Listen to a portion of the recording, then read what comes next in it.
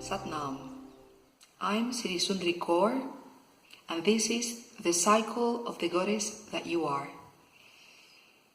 Today I'm going to share with you some info on how to understand and plant your intentions of growth with this new moon happening on the 13th June on the 22nd degree Gemini at 22:43 hours UK time.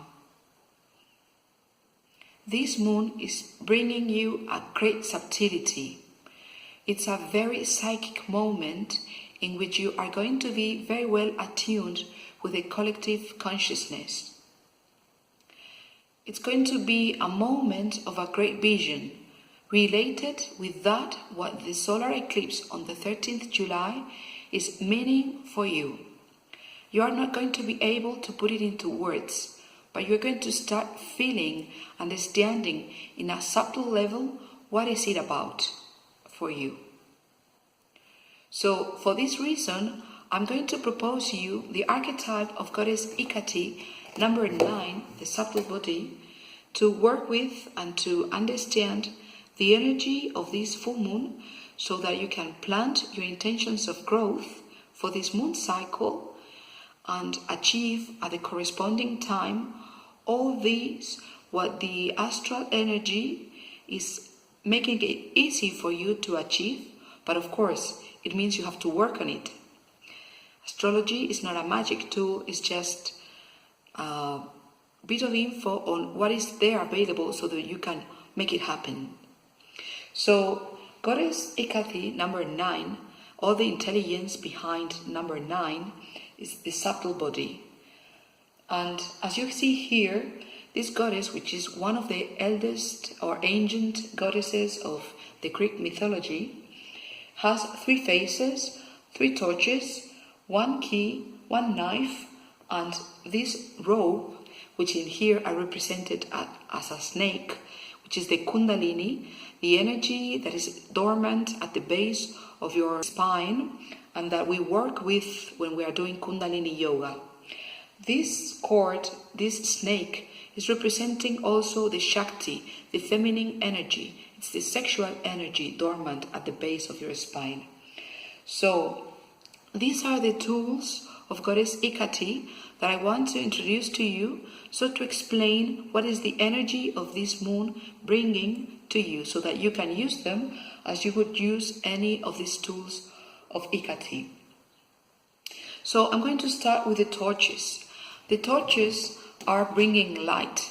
So this goddess that has 3 faces is able to see you. She knows you. She knows where you are coming from, all what you've been through. This is the light that the torch is illuminating for her. She's kind of blind. She cannot see with her eyes. She sees through her subtle body, through this 9th body of ours that is connecting us with the Akashic registers, with all the experience, all this life experience that every living thing has accumulated and has gone through since the beginning of time, that is there recorded as a huge library that is called Akashic registers. And by means of your personal 9th body, which is not that personal, but anyway is your link, your connection between your body and this library, this collective consciousness, already storing all that info. And by means of this 9th body of yours, you are going to be downloading the info you need for this particular journey you are starting with the eclipse season that is going to happen this summer. So we're already getting ready for that. And so with this torch, it's going to mean that with the conjunction of the sun and the moon in Gemini, you are having an invigorating burst of energy and initiative that is a lot bigger than what Gemini means, because from the last full moon on the 29th May, you may have been having a lot of interesting conversations when you've been picking information and getting to understand things. This is Gemini, and it's a shallow, very easy understanding and fast and quick and very intelligent understanding and relationship with knowledge and information. The information you are picking from the surrounding. But in this particular new moon, this is far beyond these connections that Gemini is making easy for you to get. It's a very, very good moment for you to understand, unlearn, and study new things. Get to understand them on a deeper level, a lot deeper than what Gemini provides, and also to try new ways of thinking. Because you're going to have these very, very intuitive situations where you may be able to find new ways and new solutions through your travel. So it's a very, very interesting to plan new things and to start new projects and to communicate those new projects and plans, and also to get yourself known. Because of the trine between Mercury and Uranus, you are going to be in a very propitious moment to use new technologies to give yourself to be known in the world. The second tool of Hecate that I want you to understand so that you can use it to plan your intentions for this new moon is the transcendental cord. I'm going to explain what is this snake that is representing Kundalini doing here in terms of the astrologic moment and the energy available in the moment. So we have Venus on the 29th degree Cancer, that is the critical degree, that means it's very active. And it's squaring Uranus in Taurus, and that means that you have a desire of home, desire of coming back where you are feeling cozy and where everything is familiar to you. And this is a square, that means difficulty, because of all this, what the enter of Uranus in Cancer a month ago is already starting to change on your definition of stability. You may be feeling how after this month where we had Uranus in Taurus, we can no longer go back to this place of comfort, to this safety area where you felt you were at home and everything was known to you. You felt cozy and easy. You may have a big desire. It's been made difficult by the squaring with Uranus in Taurus. That is, you are longing for home, you are longing to be in your comfort zone, but since Uranus entered Taurus a month ago, your concept of home has to change. This is a path that is going to take 7 years, in which you will be changing completely what is your definition and what you consider to be necessary and to be worthy, and where you feel cozy, comfortable, and where is your comfort zone. This is a 7-year path, but you've already started the journey. You cannot come back to this place that you used to feel as home, as cozy. You are never ever going to be able to come back there and feel the same. So you may be starting to feel this uneasiness, this uncomfortable way that you are already starting to make some changes on your definition of stability. So this is the South Node and Mars retrograde. Mars is already starting to slow down, to become retrograde. And it's going to bring you a nostalgia. It's going to make a contact with all this from the past, and somehow you are going to be very prone to be saving photos, saving files, so to keep a track, keep a memory of all the past for posterity. And also it's going to be making an aspect with your karmic past. With this South Node, that is all about what you have to let go, you are contacting your groups of reference, probably the friends of your youth, or all these what felt cozy in the past, but that cannot go anymore, because you are heading for your future, you are heading for your North Node. I will be speaking about that on further videos when I will be speaking more on the eclipses. But in this moment, you're going to be feeling this nostalgia, this also pressure from the past, and somehow wanting to connect with all that which is not there anymore.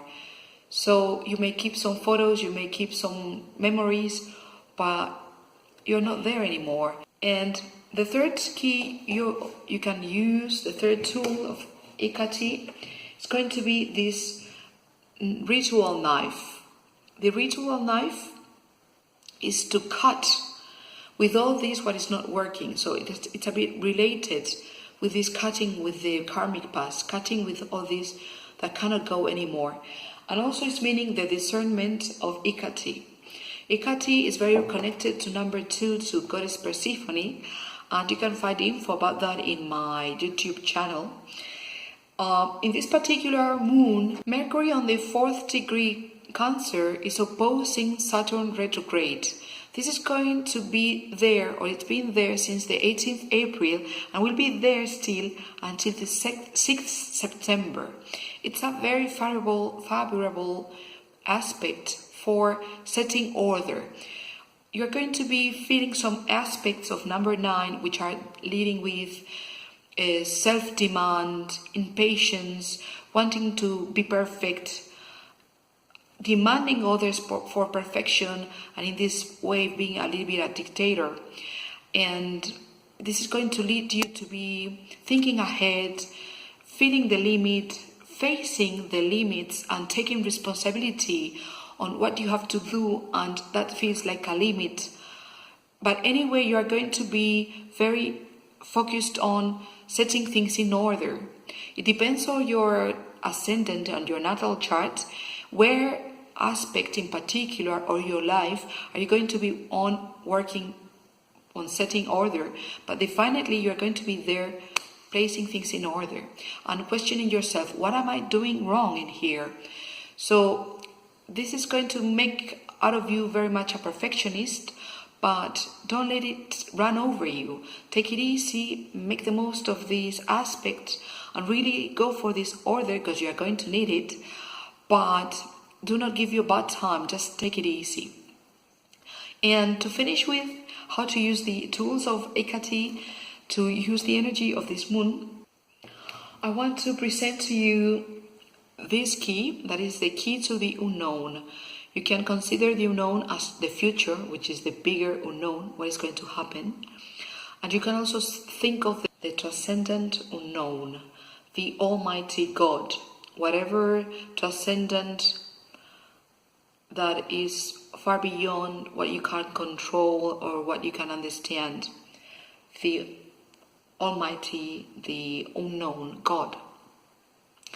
So in this particular moon, we are having Saturn retrograde on the 6th degree Capricorn in a trine with Uranus on the 1st grade Taurus. So you are going to be working on something, probably on setting order in some aspects in your life. But there is going to be an external factor that you cannot control and that you don't know where is it coming and how is it affecting, that is going to be limiting you there somehow. So you have to have into account that is affecting it there in your workflow. And also this trine, as it is a favorable aspect, is going to allow you to work with tools that you don't know deeply. For example, it could be as if I'm going to edit this video and I just pick whatever editor and just learn how to put a photo in there, how to cut here the video, how to add some music in the background, and there I go. I don't get deep into understanding the tool. It's not that I really know it, that I've been really researching on it, but that I can just work with it. So this is what is going to happen with all this info that you have there available through the Akashic registers. We don't know in depth what is there in this library, in these Akashic registers, because it's amazing, it's a lot. But definitely, by means of your subtle body, probably when you are meditating or doing one of these activities that may work for you as a meditation, I can't say, like climbing mountains, trekking, whatever, that you're going to feel and download this info that you really don't know where is it coming from, but that when you check it, you find out that it is so. And so you're going to be able to work with it, and it's going to add value to this, what you are working on the moment, although you really don't know it completely. You can use this tool, you can use this info and make it work for you, and it's going to be very, very meaningful, relevant to the work you're already doing, but you really don't know it as a whole. Just check that it really comes from the subtle, that it's really an Akashic register downloaded, that it's something there available, that is not just mixed up with your subconscious. Just I ask you to check that so that you don't come up with the wrong info, right? And also the last bit of info related with this key of the unknown is this aspect of innovating. You're going to be realizing that you cannot do the same things anymore, and that the old things that used to work are not working anymore. So you're going to be needing to innovate, and this is where what you don't know in depth is going to come up, and how you can use it. So don't be afraid if any of this comes up. And so remember to click in the description of the video so that you can see the meditation that I'm proposing, because with this spiritual transit of Jupiter in the 14th degree Scorpio, trined with Neptune on the 16th grade Piscis, that is going to happen for a while until the 2nd September. It's a very spiritual transit. So I'm suggesting to you a meditation to work on this mystery of life, death, birth, rebirth, that is this Sata Nama that we work with Kirtan Kriya. So you have the definition and the link of this to this meditation on the definition of the video down there, and make sure that you use it, because it's going to be a very, very good time for sensibility, compassion, and to work on this mystery of your life. So make the most of it using the archetype of goddess Hecate and connecting with this enlightenment that you have, this higher intuition by means of number 9, connecting to the subtlety of the conscious, collective, unconscious, and use this key to the unknown and the ritual knife that is getting you to be critical, to have discernment, to put in order, contacting and using your Kundalini, all this connection to your past and the karmic past and the nostalgia of the past where you didn't have that much responsibility and life was much more easy for you perhaps. But to work definitely with your Kundalini by doing Kundalini yoga, so that you are able to make the most of this new moon and to plant your purposes of worth, purposes of growth for the coming month and the coming 6 months. So I hope it worked for you. Sat Nam.